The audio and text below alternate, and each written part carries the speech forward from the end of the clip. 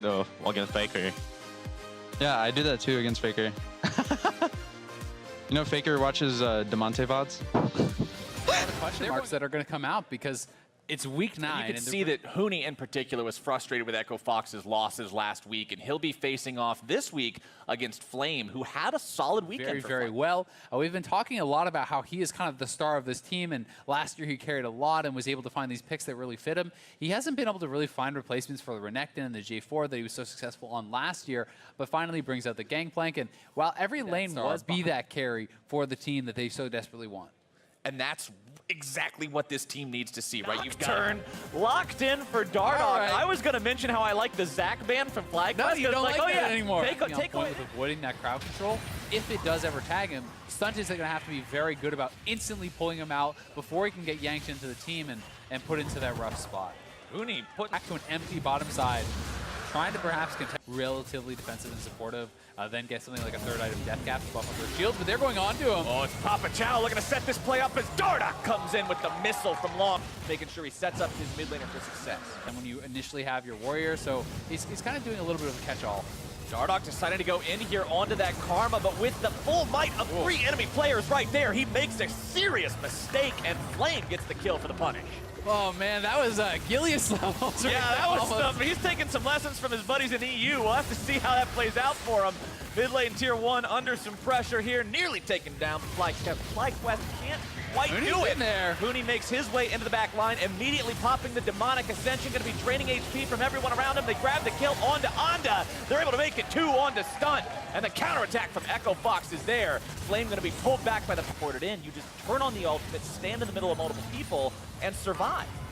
Yeah, very nicely done. And nice spell shield by Dardoch getting out, but Demonte is just gone, and Turtle is free. Demonte taken out immediately means Papa Chow is likely going to be going down next. Stunned up and brought down. That gets too close. You could just get initiated on it and take it down, and they're going to catch Huni here, perhaps. Huni in some trouble, immediately going to be pulled back. He'll be stunned up. Carry combination down towards the Drake pit once again, grabbing the Mountain Drake. CS worthy, right? And now it is FlyQuest onto the Baron. They see Huni on the bottom side, but this is going to be a 5v5 situation. They do get out the TB from Huni. We'll see if they go for the fight. Dardoch's really low. Into this one, already having to pop the flash to get himself away.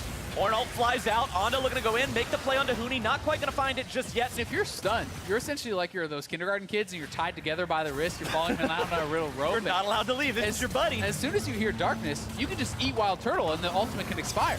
Well, there comes a big Ornn ultimate going through. Papa Chow going to be in some trouble to heal, keeping him alive only a moment longer, still able to mount the counterattack in time, and Onda goes down.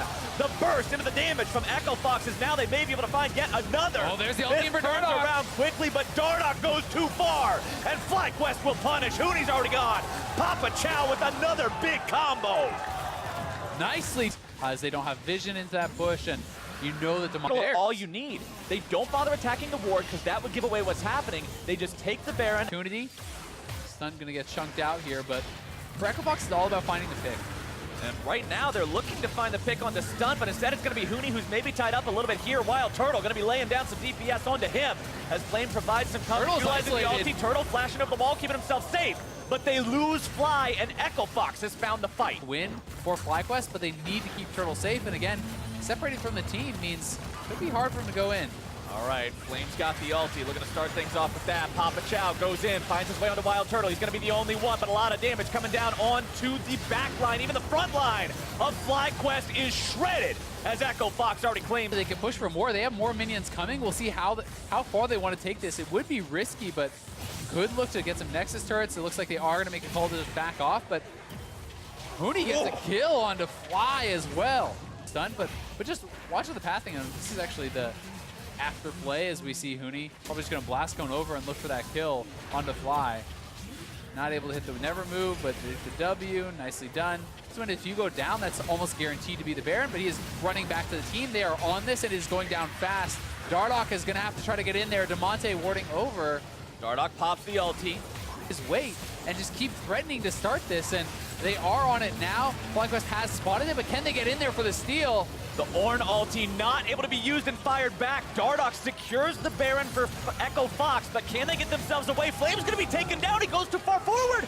Altec goes unstoppable, and FlyQuest just not any anything they wanted to happen happening right now.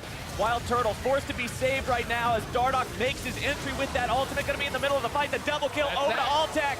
And that is it. They take down nearly the entirety of the enemy team. That last one shot down as a Caitlyn triple kill will seal this game in favor of Echo Fox. Pop the QSS just because he can.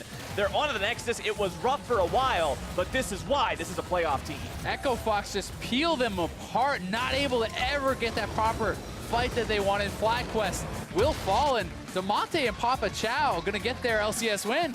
That's what I'm talking about. Demonte 3-1-9 on that Cassiopeia. Papa Chow 0-2 and 13 on the Alistair. Not a bad game for either one of these two. I mean, honestly, a really strong showing out of both of them. Demonte looking really strong in the mid lane, really able to kind of just go toe-to-toe with Fly and come out better. I mean, at the end of the game, he's up 70 CS. He's contributing to team fights very heavily.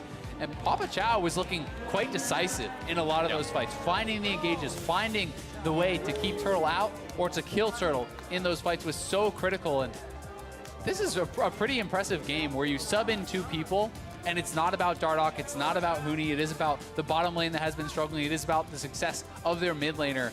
And they honestly did a really, really good job today and can be very happy with that.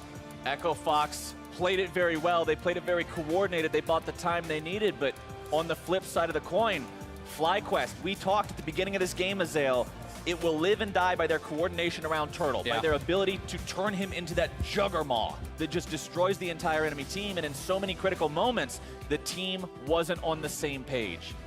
And that's really the make or break with those sorts of compositions. When you see a successful Juggernaut composition, the team is grouped together, the Kog'Maw is just behind the tanks are moving forward, and the Kog'Maw is free firing. In so many of these fights, the Kog'Maw is split from the team, the tanks are split from the Kog'Maw, they're not on the same page, they're not together, and when the tanks are taking damage without the Kog'Maw dealing damage, the composition just straight up falls apart. So that's kind of what happened to FlyQuest, and honestly has felt like the story of FlyQuest for a lot of this split. The drafts can make sense, but they're not able to execute. Well, Echo Fox was able to execute here today, so to hear a little bit more about how they did it, let's send things down to Stunner flash. Nice. Nice. Swain can the club, Swain can the club. Swain's are coming.